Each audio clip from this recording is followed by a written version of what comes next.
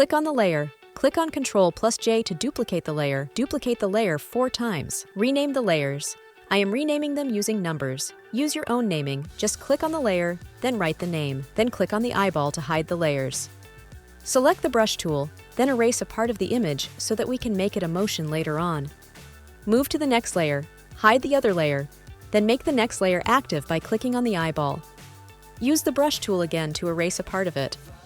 Do the same for the 4th layer. Make sure to hide the layer when not in use and make the layer in use active. Click on the eyeball of all the layers to make them active, then go to Windows at the top. Select Timeline from the options provided. Select the arrow below from the options, select Create Frame Animation, then click on the button to bring the layer on. Click on the double line, then from the options, select Make Frame from Layers. If you play it, it only run once. Since we are making a GIF, let's make it to run forever. To do so, select the arrow, from the options select Forever. Once you play it, it will run continuously. Let's save it by going to File, then select Save for the web. Make sure to select GIF.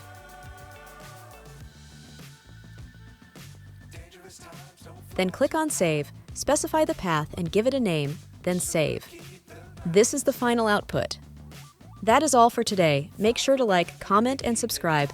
See you next week.